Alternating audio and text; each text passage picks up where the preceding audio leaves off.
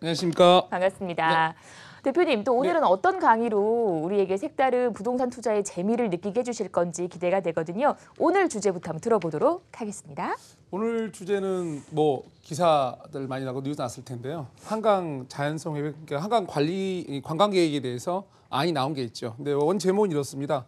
한강 자연성 회복 및 관광 자연화 추진 방안, 즉 하나의 가이드라인이 나온 거예요. 그래서 모든 게 결정난 건 아니고 추진 방안이니까 이러이러하게 해서 계획을 잡아보겠다고 나왔는데, 이게 또 이제 저희 같은 뭐 전 투자자 입장에서는 약간의 이제 저희도 체크해볼 사항이잖아요. 근데 물론 이게 또 낫다고 해서 무조건 다 뜨는 건 아니거든요. 그래서 오늘은 정부의 추진 방안을 보면서 좀 짚어볼 거예요. 어디가 현실적으로 개발 가능성이 있고 어디는 개발이 안 돼도 또 다른 방식의 뭐가 어떤 이제 투자 이슈를 봐야 되는지, 또 어떤 쪽은 정말 거하게 아주 좀 거대하게 발표할 것 같지만 사실은 도심 재생과 관계없는 뭐 이런 얘기를 할 건데요. 왜냐하면 이 한강이라는 건 사실은 우리나라 입장에서는 반드시 어떤 식으로 개발을 해야 되죠. 또 구도심 어떤 이제 도심 비생 입장에서 보면 뭐냐면 한강 라인이 개발이 있잖아요. 이거는 도심 비생 그 배후지역 개발로 연결을 안 시킬 수가 없어요. 그런데 그러려면 문제가 뭐냐?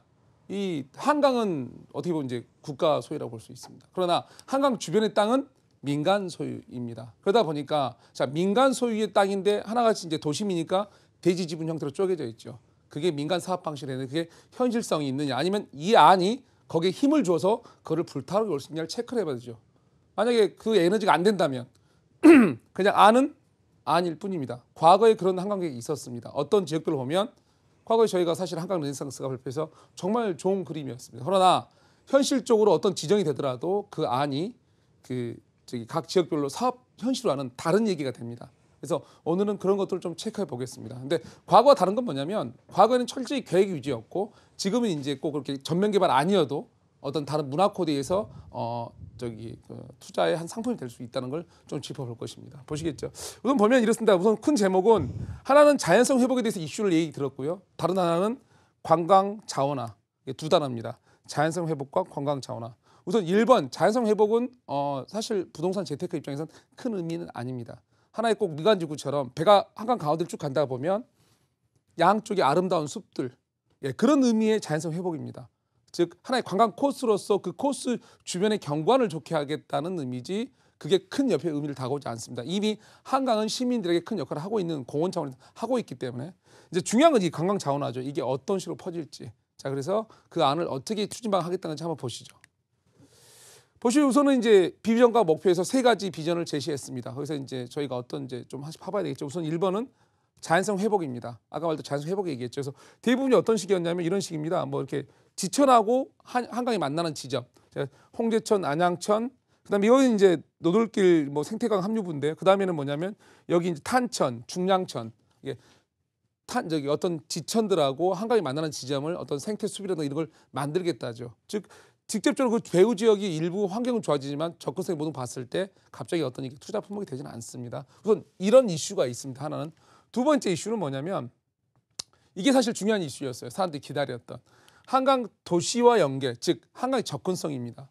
과거에 한강 가이드라인이 나왔을 때 어떤 식이냐면 접근성 강화, 즉 우리가 그 자동화 도로가 많죠. 강변북로라든가 여기가 88 이런 거 많은데 그거를 일부를 지화해서 한강에 접근해서 걸어서 가게 했다는. 지금도 걸어서 갈 수 있습니다. 저희가 이제 뭐 토끼굴이라죠. 그걸 지나서 가는데 그런 식 말고 직접적으로 마당처럼. 근데 이제 이번에는 되게 빈약하게 나왔습니다. 어느 부위도 나온 게 없어요. 언급된 건 어디였냐면 우선 서부 간선도로. 이건 이미 저희가 지하화가 발표된 상황입니다. 그리고 착공이 들어간 상황이어서 이 부분, 나머지는 이 동부간선도로 얘기 나왔는데요. 동부간선도로는 뭐 지하화가 되고 이 부분은 뭐냐면 탄천부만 탄천 합류부만 지하화하겠다는 내용이어서 원래 저희가 기대했던 뭐 이렇게 일부 이촌동이라든가 아니면 다른 부분에 대해서는 얘기가 전혀 없습니다. 여기 이제 여의도 얘기 나온 거는 뭐였냐면 이 부분이었죠. 여의도 노들길 사이를 이거를 지금 자동화 도로인데 그거를 신호등 놓겠다는 소리죠. 그래서 자동차 전용 도로 해제. 뭐 이 정도 아니어서 지금 저쪽에 언급된 거는 이 부위뿐입니다. 동부간선 일부하고. 그래서 이게 상황이고요. 그래서 이게 약간 실망스러운데 뭐 여러 가지 이유가 있었겠죠. 아니면 추가로 나올 수도 있습니다. 그러나 기본 안에서 보면 우선은 기본에 가는 것만 발표한 것 같습니다. 자, 좀 더 보시겠습니다.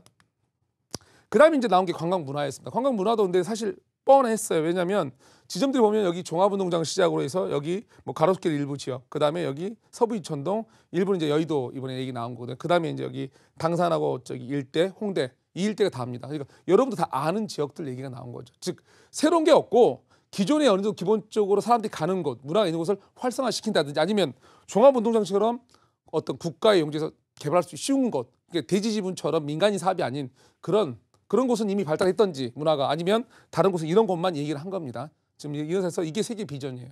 그래서 좀 정리해 보면 이렇습니다. 첫째는 자연성 회복이고 둘째는 한강 도시 연결이고 세 번째가 관광 문화인데 사실 이 두 번째와 세 번째가 돈이었거든요. 저희 부동산 입장에서만 보면 꼭 돈돈도 하니까 좀 그렇지만 어쩔 수 없으니까 한강 이슈니까요. 그런데 이 부분에서 이제 이번에 되게 약하게 나왔습니다. 뭐 국가가 어떤 이제 자본 충당면에서 그랬는지 어찌 모르겠지만 현실로 빠른 곳은 일부 뭐 이렇게 아까 보셨던 당산 일대, 선유도 일대 내지는 이제 동부가선밖에 없었고요. 이 부분은 이제 이미 기존의 기본 세력이 이미 퍼져가는 쪽 내지는 국가가 소유하는 부지 이런 식이었거든요. 그래서 이제 봤는데 이러면서 이제 7개 권역 구상도락을 내놨습니다. 아까 말대로 이번은 추진 방안입니다. 방안이니까 앞으로도 여러 번 나오겠죠. 그래서 먼저 선점을 해서 뭐가 잘 보고 있으면 추진 방안이 세분화 될수록 가격 변동폭은 생길 겁니다. 그러니까 우리가 보통 이제 재료라 그러죠. 어떤 지역이나 어떤 상품이든 뭔가 개발이 될 때 보면 한 번에 나오는 것도 좋지만 계속 지속적으로 툭툭툭툭 나오면 이게 더 강합니다.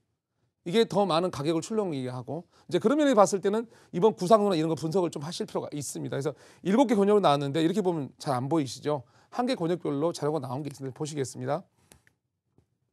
그래서 이제 보시면 우선은 이제 이거 얘기 이제 먼저 짓기 전에 그 7개 권역 짓기 전에 한국 관광화 개발 다시 한번 짚어보는 건데 뭐냐면 가장 중요한 게 왜 뭐가 물음표냐면 우리는 이거죠. 무조건 모든 배후 지역이 돈이 되는가 질문이에요. 무슨 말이냐면 제가 첫 시작할 때 원래 이걸 하려고 했는데 한강 관광 개발을 우리가 하는 이유는 개발이라는 단어가 제일 중요하잖아요. 한강 발표를 계획을 기대했던 이유 아니면 정부가 하려는 이유는 뭐냐면 어떤 식으로든 한강은 가야 돼요. 근데 그런 의미에서 봤을 때 중요한 거 우리는 자 그게 갔을 때 그 배후 지역 한강 어느 부에 뭘 만들었을 때 아니면 어떤 지구를 선정했을 때 그게 과연 우리한테 어떤 재택적 측면에서 돈이 될 수 있는가. 근데 모두가 그렇지 않다는 거죠 사실은. 그래서 이제 그걸 짚어보는 게 그러니까 이 개념을 모두가 돈이 되는지 안 되는지 이걸 따져보면서 나머지 7개 권역인데요. 그거를 좀 차분히 따라오셔서 보셨으면 합니다. 보시면 이제 첫 번째 나왔던 게 마곡상암이에요. 이제 서쪽부터 시작한 거죠. 마곡상암인데요. 보시면 이제 마곡상암은 단어가 두 단어였어요. 생태와 친수. 상당히 아까 자연성 회복에 맞춰진 거죠. 그래서 기본적으로 좀 확대해서 보시면 다른 건 없습니다. 기존에 이 노들 생태의 거점인 상암동과 이쪽 연결하는데 뭐 연결 다리가 쓴 것도 아니고요. 그냥 현재 그림 상태에서 추가로 뭐 되는 거 없이 앞으로 추가안이 나올 수가 있겠죠, 뭔가. 근데 생태 연결이니까 큰 의미의 뭐는 없을 것 같습니다. 그래서 이걸 나왔으니까 이제 재택입장에서 이번에 발표하고는 전혀 의미 없는 저희 입장에서 봤을 때. 이제 그다음에 이제 두 번째가 서류 보면 합장 당선입니다. 합정하고 당산입니다. 보시면 이제 합정 당산은 얘기하는 게 여기서 이제 우리가 아까부터 말하는 이제 문화 창조, 즉 문화란 키워드가 나옵니다. 근데 재미있는 게 자세히 보시면 홍대 당인리에 대한 이 부분이 나옵니다. 이건 이미 다 알고 있었잖아요. 제가 홍대 가면 요즘 너무 커졌죠. 망원도 일대까지 보면 많은 카페 거리들 걸을만 합니다. 사실 주말에 요즘 같은 날씨면 기분 좋아지는 경우 많습니다. 왜 걸으면서 차 한잔 마시고 맛있는 것도 있고 또 문화니까 사실 보는 게 많잖아요. 그런데 여기는 알고 있었는데 새로운 게 나왔습니다. 보시면 여기 선유도 쪽 일대로 해서 보시면 문화사업 육성이라 나오고 이제 방송 잘 안 보시고 힐인데요. 여기 제가 읽어드리면 청년 창의 지구 형성. 이게 뭐냐면 어떤 청년에 대해서 어떤 사람에 대해서 지구를 이쪽에 형성하겠다는 내용이 나옵니다. 자, 근데 이 지역 특성이 뭐냐면 중공업지가 섞여 있습니다. 그러다 보니까 지금의 노후된 공장 같은 게 되게 많아요. 일부가. 이제 그걸 보시고 어떤 분들은 그렇게 노후됐으니까 뭐 힘들다 보시는데 반대 상황입니다. 이건 이제 팁을 알려드리는데 보통 이제 공장이 많잖아요.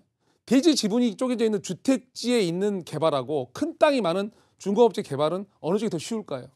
더 쉽게 얘기하면 이게 어떻게 될지 아직 모르겠습니다. 이게 기본 안만 나왔습니다. 문화 사업을 육성하겠다고 이쪽 파트에 나왔는데 이게 어떤 이제 세부상이 나왔을 때 이제 개발안이 나오겠죠. 그러면 어떤 식으로든 좋은 이슈입니다. 좋은 이슈일 때 땅값이 오릅니다. 그러면 공장을 하신 분들이 보통 땅값이 오르면 그 지역에 남아있냐? 그렇지가 않거든요.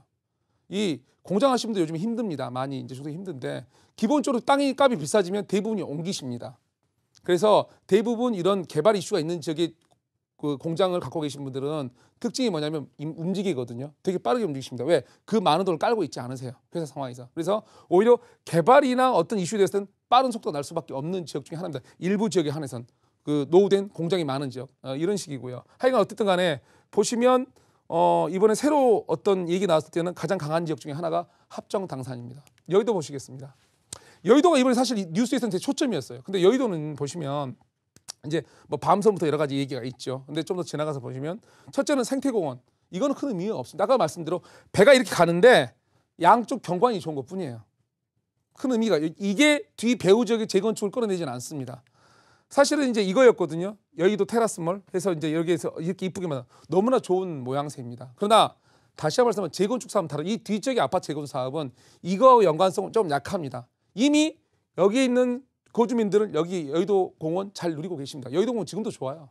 근데 이건 좀 더 한강을 봤을 때 크게 이슈화 되게 만든다는 건데 문제는 뭐냐면 뒤에 재건축 여기가 상권이 잘 산다고 해서 뒤에 재건축 무조건 사느냐 그건 다른 얘기예요.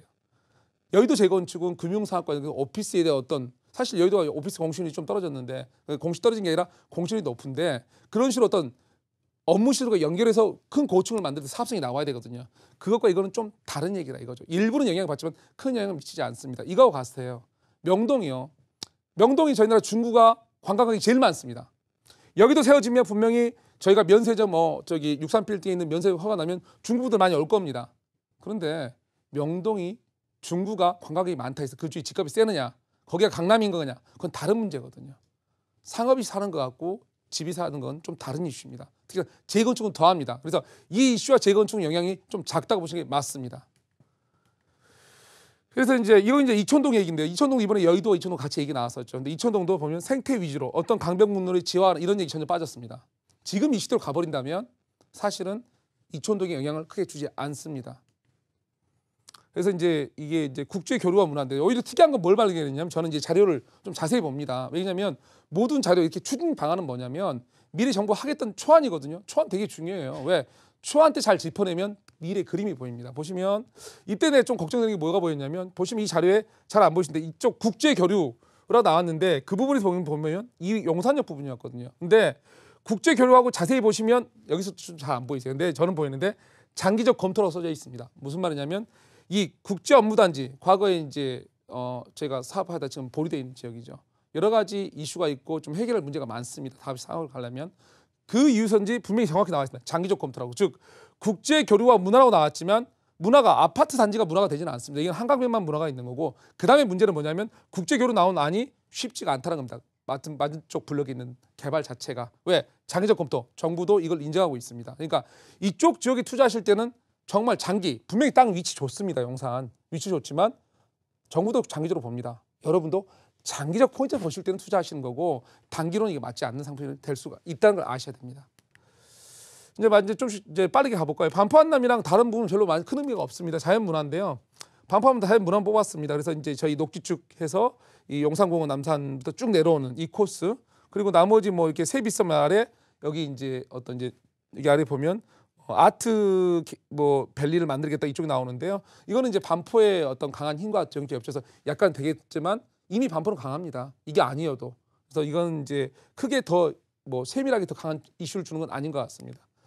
그다음에 이제 궁금한 건 이제 압구정 성수였는데요. 성수도 마찬가지면 여과 친수 아까 말한 우리한테 입장에서 돈 되는 그 부분과 좀 연결이 멀었습니다. 오히려 세부하게 읽어볼 건 뭐냐면 패션 산업 문화 연계 확장인데 이 압구정부터 이제 로데기부터 이쪽 성수까지. 근데 재미있는 건 성수 지역에서 성수 중공업지역 한 다음에 쇼핑 문화 기능 융합으로 돼 있습니다. 쇼핑 문화 기능. 그게 과거에 뭐 바이오니 뭐니 뭐 전면기업 이런 얘기가 없고요.